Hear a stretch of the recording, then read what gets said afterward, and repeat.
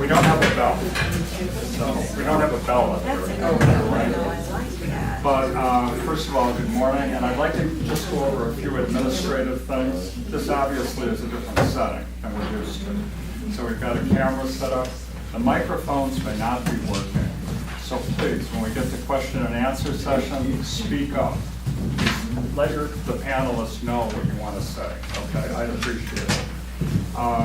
At the end of the session, which is normally around 10:45, 10:50, we may have to leave the room. And if so, you may want to speak to the individual panelists. Go to the Baker Room. The Baker Room is right across the hall. Most people know where it is, but it's 216, I think, room 216.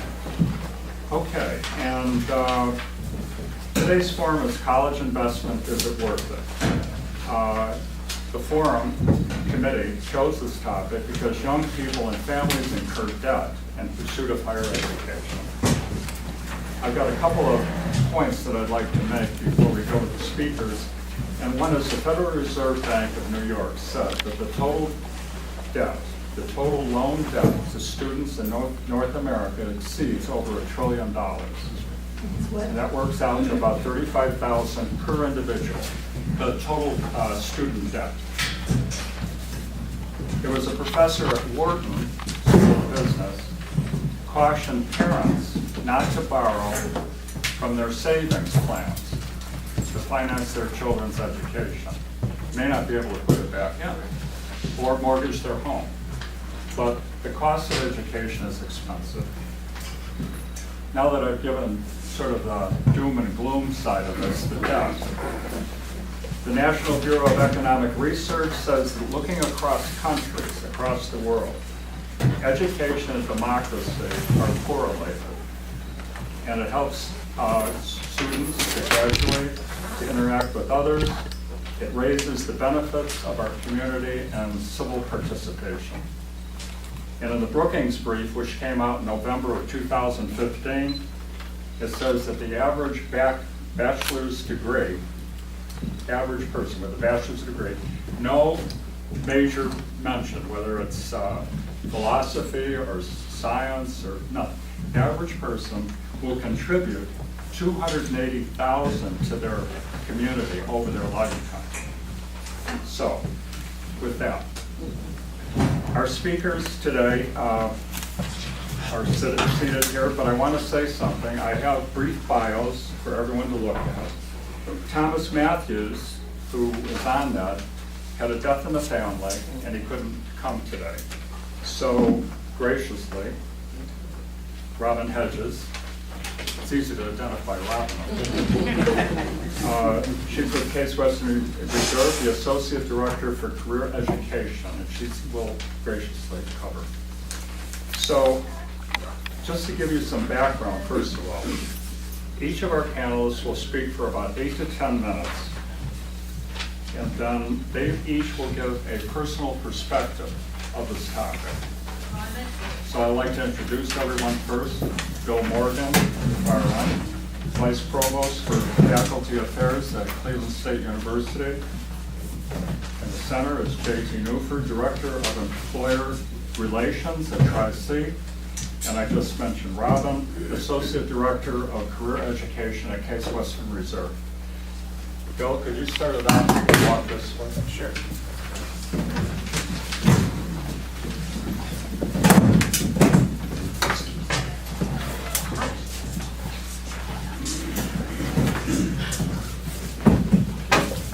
I have been a sociology professor most of my career, so I often had to explain to parents and relatives why it was okay to major in sociology. So it worked out pretty well for me and for most of my students, I must say. But today we're asked to talk about education as more or less as preparation for the labor market. In other contexts, we sometimes talk about education as preparation for life. And in a broad way, there's a quote from G.K. Chesterton that says, education is the passing of the soul from one generation to the next. So in our little church context today, you might want to think about that in terms of the broad role of education in society. So, but again, we're going to focus in on is college worth it? I mean, are you going to do okay if you get a degree? So, basically, the Condition of Education 2015 issue, which is issued by the Department of Education, the National Center for Education Statistics. It's a 320-page little report that comes out each year, and it tells you everything you want to know about education in America. And I thought I would just give you a few highlights from that. Of the 25 to 29-year-old population, about 90% have a high school diploma or equivalent meaning a GED. Of that same population, 34% have a college degree or higher. If you have completed high school, not anything beyond that, the median earnings of persons 25 to 34 was $30,000. The median earnings of college graduates in that same age group was $50,000. So there's a substantial $20,000 gain from simply getting a college degree, again, whether it's in philosophy or business or whatever. Choice of major makes a difference, of course, and the particular institution that you graduate from, although we don't like to talk about that, but that also makes a difference as well. So the $20,000 gap is the average across the 2,500 or so institutions of higher education in the United States, and across all different types of majors.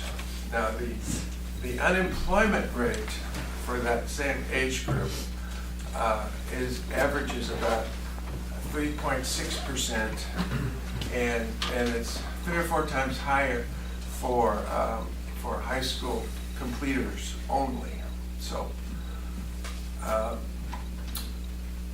those are some basic statistics that say, is it worth it? Yes, I do think it's worth it. But I think the more important consideration is what it does to young people's lives.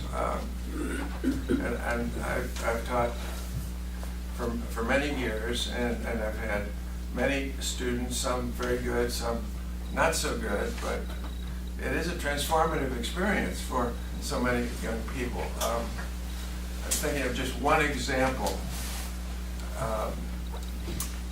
that brings in the constellation of the 3 schools represented today. I had a transfer student from Tri-C West, and she was in my undergrad required statistics course. She struck me as being a very capable student. She got an A very easily, and in fact helped some other students get through the course as well. And she apparently did well at Tri-C West and got an associate's degree and was ready to, she only had basically 2 years of requirements to get a bachelor's degree. She enrolled in my special topics course the following year, which was a focus on trying to understand the epidemic of AIDS in Africa. It was a focused, specialized course. And she got heavily involved in that, did quite well, wrote an excellent term paper. And this, I got to know her a little bit. Her parents were divorced. She was from North Olmsted, and she worked quite a number of hours at a bowling alley there. Her aspirations were to become a professional bowler in the ladies' circuit. She was quite good, and apparently quite a talented bowler. But she also discovered she was quite a talented student and had intellectual curiosity about, this was And so she, I convinced her that maybe she should stay on and do a master's degree. So she did a master's degree, but she still liked bowling, and so, and I think she had a graduate assistantship, I believe, so that actually covered the tuition. And she did a master's research paper on some of the data I had collected in Africa, and honed her data analysis skills. I tried to encourage her to go in for a PhD program, but she didn't really want to leave home because of the family situation. Once she had her master's degree, she looked around a little bit and took a position at Case Western in the medical school, conducting research as a research assistant on a team. And her long-term goal was to go into the public health field, which I believe she has done, but I haven't really kept up with her. But as you can see, in terms of, she actually might have made more money as a professional bowler for her period of time, but she decided public health was what I wanted to do. And we had institutions here in Cleveland that helped her make that transition. So, just to give you a rough idea of what education is about. Cleveland State has about a $250 million operating budget, which is probably the athletic budget at Ohio State. I'm not sure, but we give about 10% of that budget for scholarships. So if there's the cost of education, and I won't go into all the details, but and then the net cost of education, which is about a third lower than what the standard is for tuition, room and board, and all of those things. Public institutions are about half the cost overall of private institutions, but there are many reasons why young people will choose a private institution, many reasons why parents might prefer that they attend a public institution. One final closing point is, if you go to a place like Cleveland State, which is only 50 years old and it doesn't have quite the institutional history and tradition of other places, will your child do well in life? And I think so. We recently, one of our graduates recently was listed in Forbes magazine as one of the top 30 under 30 category, which is a rare kind of achievement. And again, this is somebody who was, with his creative talents, was doing some kind of startup company. But so I do think that education is a good thing. I've always spent, I attended a private university, but it was in an urban environment, and I decided a public urban university eventually was the place for me. And I have a son teaching in a private urban university that enjoys that, and so forth. So thank you very much. Thank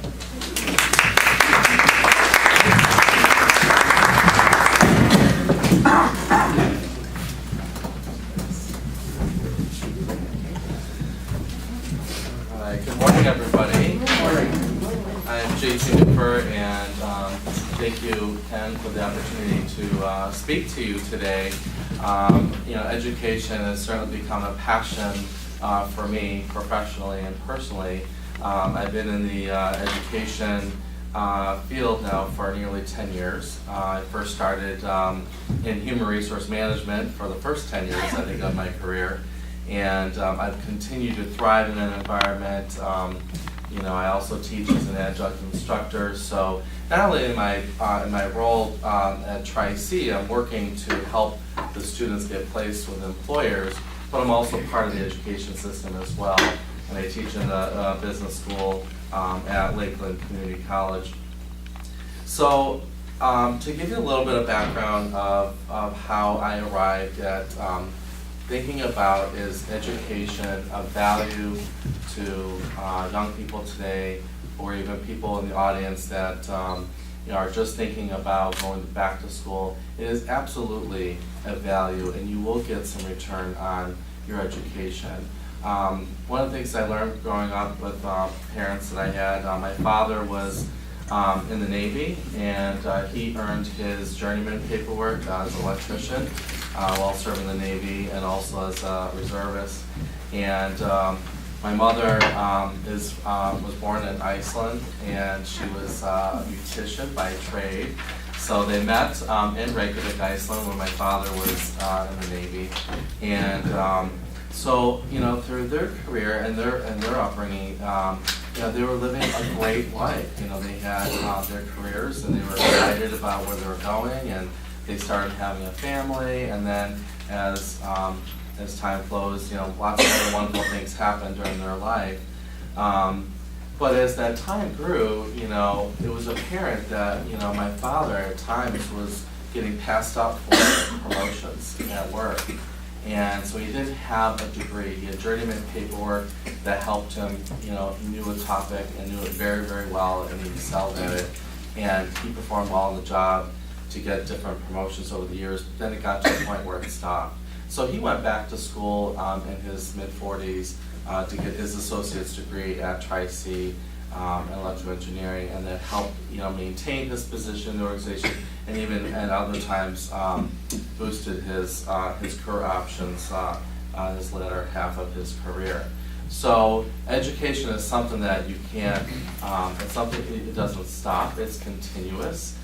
So learning from my parents, they were continuously learning to improve their skill set in their profession. So it's an ongoing thing. It's not, when you're 21, you graduate with a bachelor's degree, you've got a lot of years till you get to retirement, and there's a lot of learning that you're going to have to continue. So learning is an evolution, is something that absolutely is required throughout your professional and personal life. So when I graduated from high school, my father said, you have three choices. You can either go to work, go into the military, or go to college. And naturally I followed that going to college route. I actually was a student athlete at Bowling Green State University, where I was a swimmer, and so that kind of helped me stay a little focused in my education, because I was very passionate and very excited about being a swimmer for the college. But during that experience, a lot of things evolved for me. The different types of careers that were out there, it was a great time to explore what exactly made perfect sense for me personally, and something I wanted to do professionally for a long time.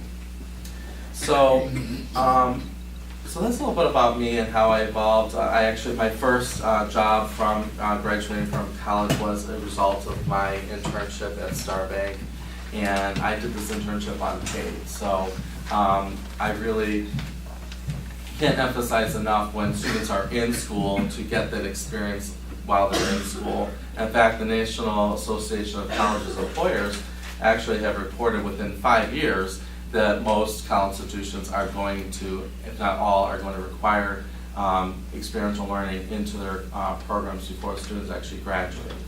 Because that's some of the challenges that people are experiencing when they finish their degree. They've got the technical knowledge, but they have very limited experience in their actual field of study.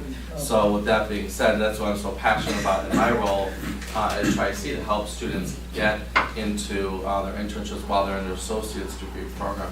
Most of the programs that I work with are not required to do that before they graduate. So we're continuously out there promoting the benefits of internships and where it could possibly take them. Last year we had about 275 internship placements and just from our career center in various programs like business, IT, engineering, culinary, liberal arts, as well as creative arts. And 63% of those students that completed their internship graduated from Tri-C. About 20% actually transferred to another four-year institution, and we had about 10% of those students actually stay in the college.